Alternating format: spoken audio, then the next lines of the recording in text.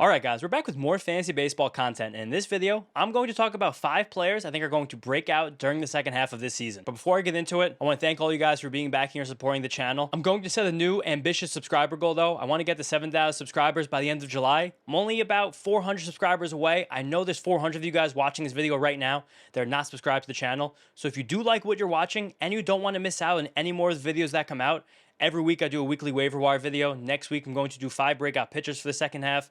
I'm going to re-rank my relievers probably in 2 weeks as well. Do another video where I rate and review your guys' teams. And then every single month I do a full rehash of my top 50 pitchers in the league. So if you guys don't want to miss any of that, please go down there and click that big black subscribe button. But now again, 5 breakout hitters for the second half of this season. The first guy is someone I've been talking about a lot in this channel recently because I think he's really ready to just take off and be a superstar. It's Roman Anthony, outfielder in the Boston Red Sox. Anthony did come into the All-Star break red hot after a really slow start to his career where he went 5 for 44 over his first week and a half after getting called up in June, but then just had an over 900 OPS in the 16 games the Red Sox played before the All-Star break. And I really think that's going to keep going. I think there's a chance that Roman Anthony could be one of the hottest players through second half of the season, return something like top 50 overall hitter value. I'm serious about that. And that's because there's something amazing to say about a 21-year-old who's just made his major league debut.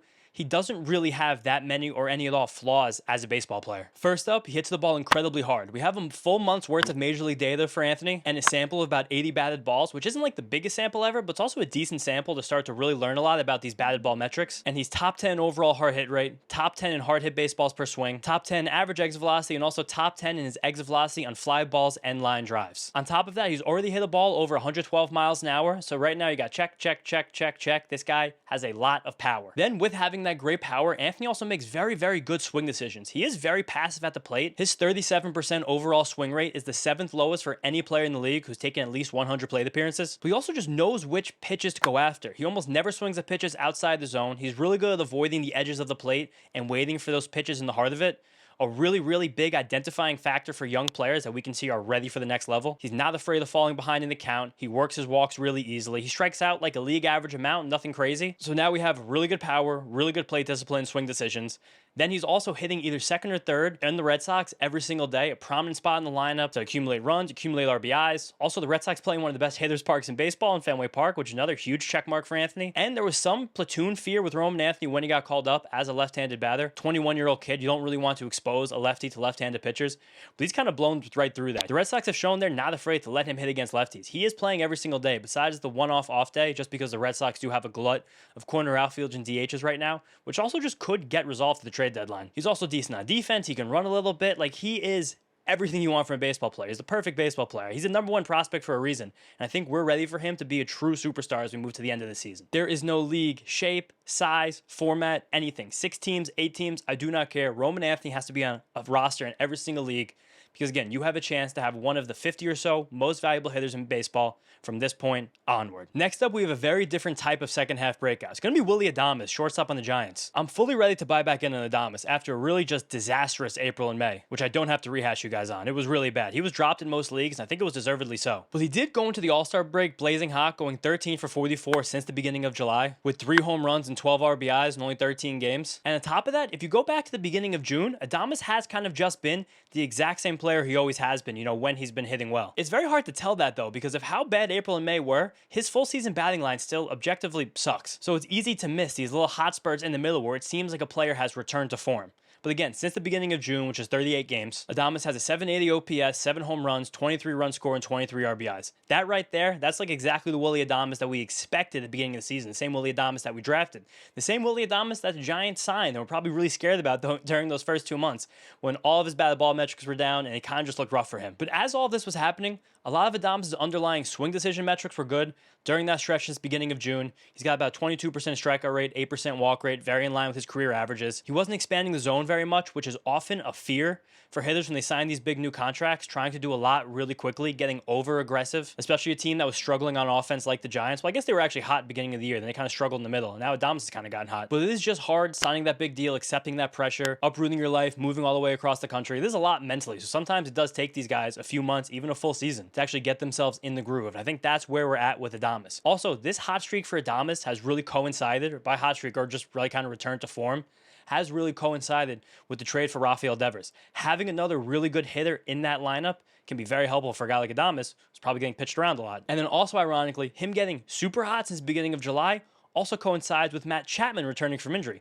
So in the games where he's had both Chapman and Devers in the lineup, he's been like a 900 OPS guy. That right there, I don't think that's going to sustain, but I do think that we get the normal power production from Adames the rest of the season. And with that, he's a player to jump on right now because he was dropped in most of our 10 and 12 team leagues. And again, that full season slash line still looks kind of ugly. It still looks like Willy Adames is kind of trudging his way through a really disappointing season. If you pick up Adames right now and he gives you something like a 780 OPS the rest of the way, that's going to be the same fringy top 10 shortstop we thought he was going to be early in the season. And a fringy top 10 shortstop is still a borderline top 100 player just because of how deep that position is. So get back on Adames. It's going to be a big trend to the second half to trust our veterans, just like Adames. Brian Reynolds and Christian Walker are two guys who I think are going to have at least normal second halves. They probably won't be supernova second halves to the point where they'll get their full season averages back up to their career norms, but still play to that norm and give you a lot of value in fantasy in leagues where they've been dropped or are being overlooked. Next up, we got a hard gear shift back to another rookie. It's Jack Caglianone, outfielder on the Royals. I'm really calling my shot here, but this also might be the guy in this list I am the most passionate about outside of Roman Anthony, because I think Roman Anthony is such a sure thing. But for Caglianone,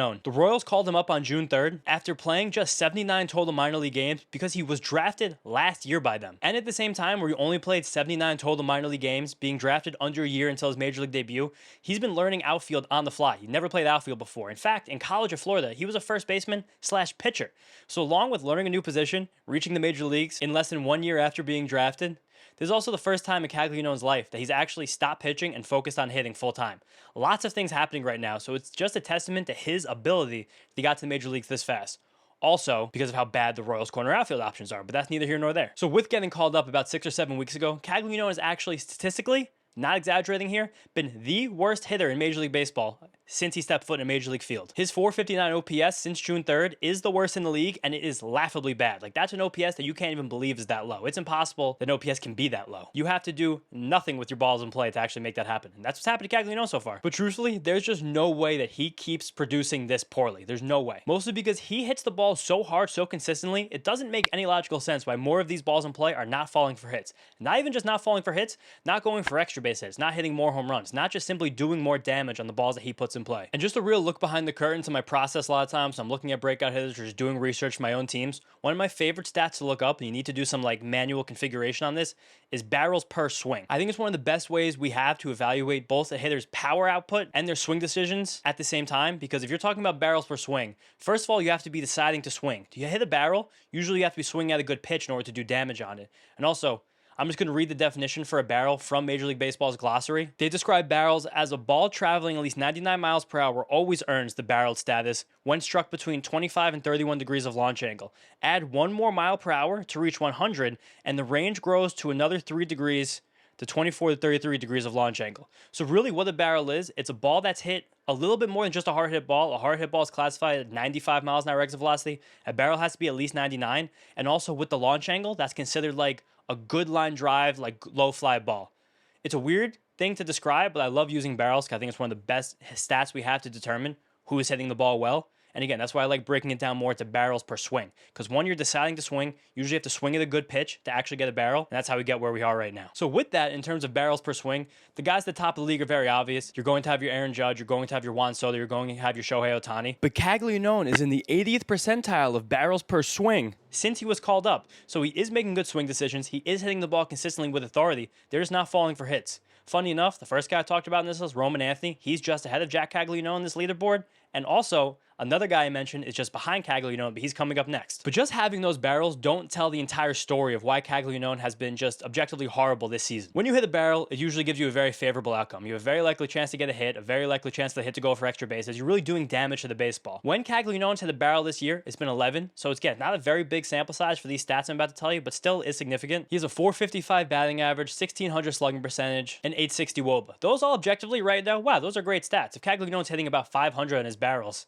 he should be a pretty good hitter. But do you guys want to know the league average for barrels this season among all hitters in Major League Baseball? It's a 680 batting average, it's a 2200 slugging, and it's a 1200 WOBA. Those are all, 20, 30% better than what Caglianone was doing on his barrels. So right there, just the law of averages speaking, if Caglianone performs league average on his barrels for the rest of the season, all of his counting stats are going to go way, way up. On top of that, the one flaw that Caglianone has really had so far, Again, with 450 OPS, I tell you guys he has one flaw. Like, look at me. But it's the fact that he doesn't really pull many of his fly balls. But Lev Caglianone's 11 barrels, he's only hit one of those the opposite way. Only 4 of them have been pulled. Most of them have been straight away center. But he still will perform better on those barrels as the season goes on. He just has to be. It's a law of averages here. At the end of the day, he's a complete physical freak, top 1 percentile in the league bat speed, who's making a lot of adjustments on the fly at the same time, both at the plate and in the field. Very difficult thing for Caglianone to go 80 games from college to the major leagues. I think he's getting mostly very unlucky, and when all this stuff averages out, you probably get a hitter that's 10 to 15% better than league average the rest of the year and could be a really, really useful source of homers down the stretch. All right, 2 more players here on the big list and a few guys to mention at the end for all of you that play in deeper leagues. But next up, big list,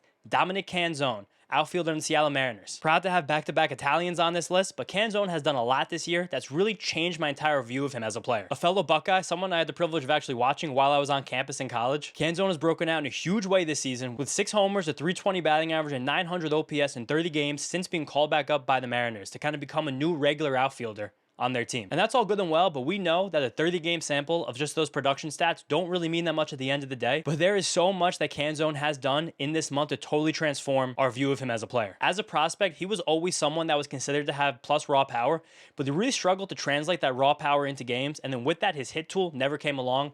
So there was tons of swing and miss with a lot of daddy hacks. And he kind of just felt like a classic quadruple A player, corner outfield that could mix in with a platoon. Never really be good enough to get everyday reps at the major league level. It's all different now, though, because that raw power is finally translating to games. And that raw power has taken 1, 2, about 3 ticks upwards because somehow he has added a ton more bat speed over the last few years. Jumping from 2023 to 2024, Canzone did add about a full mile per hour of bat speed, but in doing so, he really elongated his swing and had one of the longest swings in the league, which was an odd decision for a player that really struggled to make contact and was swinging missing a lot at the major league level. That did continue for him in 2024. But now heading into this season, he's shortened his swing back to the level that was at in 2023 and at the same time added another full mile per hour of bat speed.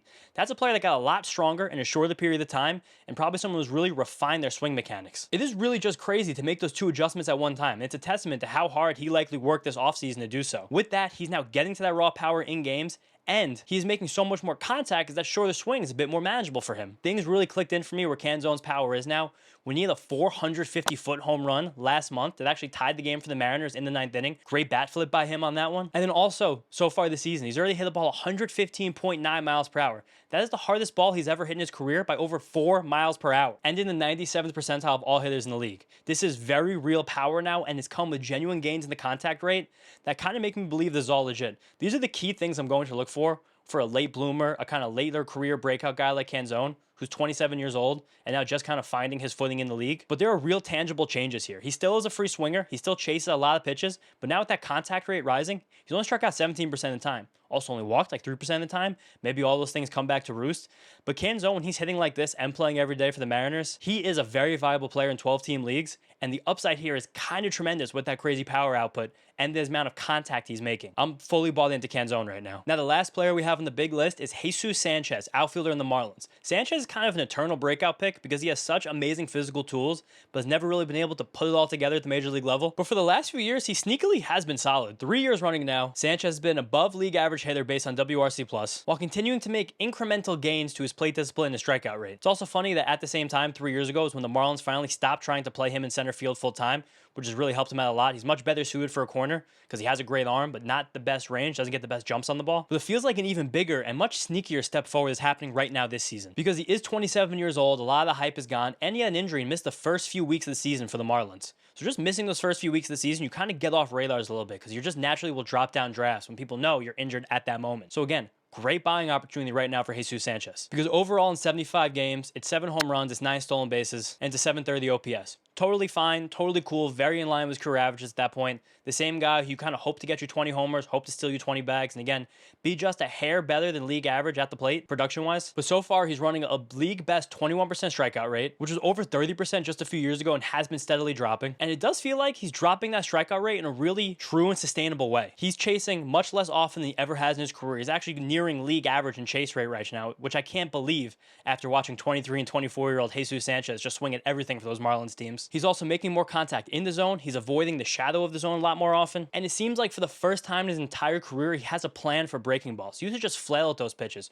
Right now, he's a better contact rate than expected against them, which has been a huge key for him. Just put the ball in play more, let those natural tools work, and be more productive. But past the plate discipline, past the swing decisions, the biggest thing for Sanchez right now is he's actually finally, meaningfully, for the first time in his career, pulling the bulk of his fly balls. In 2 years, he went from one of the lowest pulled fly ball rates in the league to one that was a good bit better than league average. And you can really see why he's doing that and how that's become possible in his bat tracking data on Baseball Savant. His intercept point, which is the spot that he's contacting the ball, is nearly 5 inches further out in front of the plate, 5 inches closer to the pitcher than it was last season. So that means he's getting out, going and getting the ball, which is a really good way to pull that fly ball. Also, his bat speed was always really good, but this year he's finding ways to swing harder, more consistently. He seems more confident in his pitch selection. Again, more of a plan at the plate, understanding what pitches are trying to do to him more often, which has always been a problem for him. And for the first time in his career, this was inconceivable to me when I saw it when I was doing the research for this video. His attack direction on his balls in play is to pull instead of to the opposite field, which that's a big deal for someone with this kind of raw power, accessing that power production. He still sits for his left-handed pitchers, I understand that, but I really feel like there's a monster in waiting here. I feel like we're seeing the underlying metrics of a huge step that's about to be taken forward. And on top of all of this, his name has come up a lot in trade rumors this season.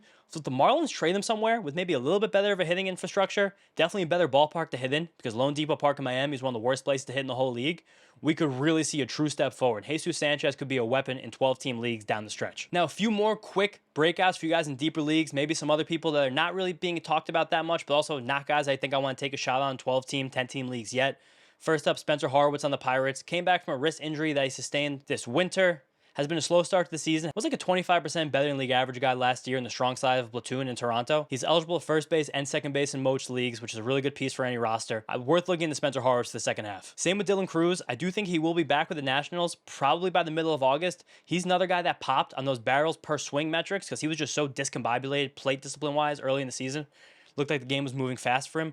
But we saw in a small sample last year what he could do in terms of power and speed. I think that guy's in there. I really see a fantasy star. I say that lightly, but I do think that's someone where if you get a good week of production from Dylan Cruz when he's off the injured list, viable in 12-team leagues once again. Piggybacking on the idea that Jesus Sanchez could get traded as well, Heriberto Hernandez, who's now playing a part-time role on the Marlins, has nutty batted ball data. Pulls the ball, lifts the ball, big-time bat speed, hits the ball really hard consistently. If Sanchez gets traded and Heriberto Hernandez finds himself in a starting spot, I think he's a viable deep league guy for sure. Can kind of sneak into 12-team viability. Then Dalton Varsho on the Blue Jays. He always has the bat speed data to make him kind of pop when looking at breakout lists like this. Also just a great athlete, steals bases, plays a good center field. I'm always waiting for Dalton Varsho to kind of get back to that form he showed with the Diamondbacks. Lastly, my Mets trio. Brett Baty, Ronnie Mauricio, Francisco Alvarez. All of these guys have so much natural ability and all of them kind of swirled around breaking out at some point. Alvarez has crushed the ball in AAA. He's going to be back with the Mets very soon because they just successfully manipulated the service time. Got an extra year on him before he enters free agency. Beatty's had really hot and cold stretches this year. Mauricio flashes some of the craziest physical upside in all of Major League Baseball. I'm keeping a close eye on all of them for their second halves in deeper leagues. But all right, guys, thank you so much. That's the end of the video. 5 breakout hitters. I'm going to get you guys 5 breakout pitchers for the second half later this week. And then, of course, next weekend, back to the weekly waiver wire video. Also, I'm still toying around with the idea of doing some live streams on this channel. Just some Q&A, some ad drop stuff, maybe some lineup block stuff Monday mornings. So let me know if you guys would ever be interested if I were to do something like that. But again, thank you all so much for supporting the channel. Go down there, click that big black subscribe button if you want to be subscribed, if you like what you're watching. If you don't want to miss anything fun we're doing here, thank you guys again. I'll see you next time.